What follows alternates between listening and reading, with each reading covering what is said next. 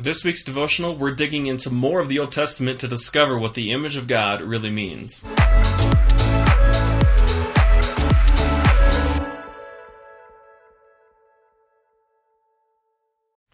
Last semester, one of my assignments that I completed in seminary was to write a comprehensive paper about the theology of the image of God. And for this devotional, I'm condensing that into relevant information. But if you're interested in reading more, we're going to make that available later on for download. So if you're interested in reading that and seeing the kind of work that we do in seminary, stay tuned later on for where to download that from.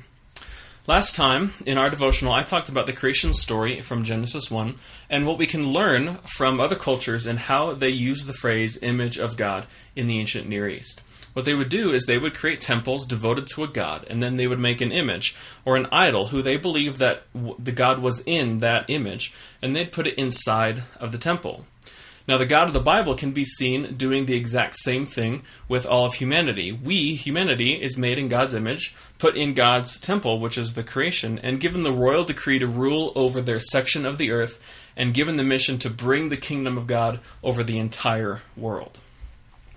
So a big part of the creation story in Genesis is describing why there seems to be good and bad in the world, and why humans are and the world is the way that it is. This begins in Genesis 3 and then continues through chapter 11. Ultimately, what we read is that humans have failed to effectively fulfill their mission of expanding God's kingdom and representing Him here on earth. But even though we haven't done a good job of this, God hasn't given up. In Genesis 5, 1 through 3, God repeats the language of Genesis 1, 26 through 28. And we learn that Adam, here in chapter 5, had a son in his own image and likeness. And here's that text. This is the written account of Adam's family line. When God created mankind, He made them in the likeness of God. He created them male and female and blessed them. And He named them mankind when they were created. When Adam had lived 130 years, he had a son in his own likeness, in his own image, and he named him Seth. So this mission to expand Eden and bring the kingdom of God still applies, even after death had entered the world through the sin of humanity. But there's a question that will be asked of every single story from here on out, and it's this. How will humans accomplish their mission? Will they use God's tools to bring goodness and life, or will they use Satan's tools of evil and death? After this, right after chapter 5, we get the story of the flood, and we see that all of humanity has chosen Satan's tools, and the world is entirely corrupt, except for Noah. And so God comes to Noah, and He chooses him, and gives Noah a chance to start over and continue that mission. So after the flood, God recommissions humanity through Noah, with the same thing as He did back in Genesis 1. Be fruitful and increase in number and fill the earth. The same mandate is present there. He also gives humans permission to kill and eat animals. Praise Jesus for steak and bacon.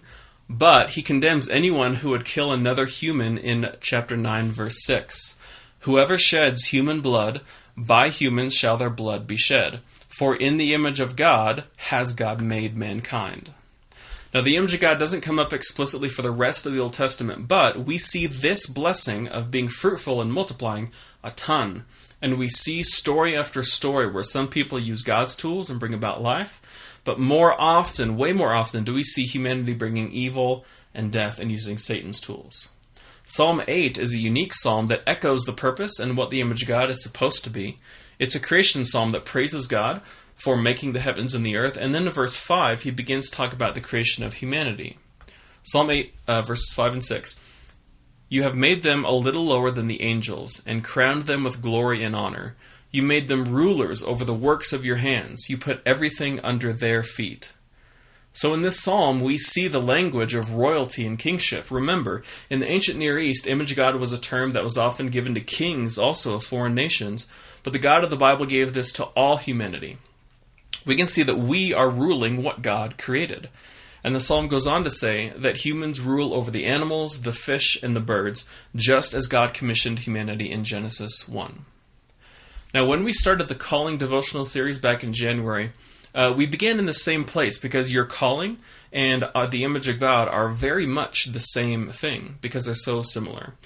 And I asked a couple of questions from that devotion that I'm going to bring back and ask you again. So first, in what ways have you seen people use Satan's tools of destruction and death to rule the world?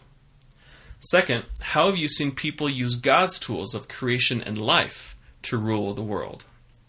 Now third, and this will require some time, but take a hard look at your own life. Are you often in conflict with those around you? Can you see how you're bringing death and destruction?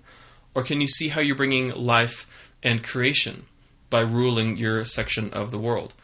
This may be an indication that you're often using one or the other, and you haven't been bringing life, or you have been bringing life. And I encourage you to pray about this for the next several days, weeks, and months. Ask God to reveal to you what areas of your life you need to submit to Him, and use His tools so that the earth can flourish through yourself. So that's it for today. As always, I hope that you learned something and that you took something that you can deepen your relationship with God. Thanks for watching, and I'll see you next time.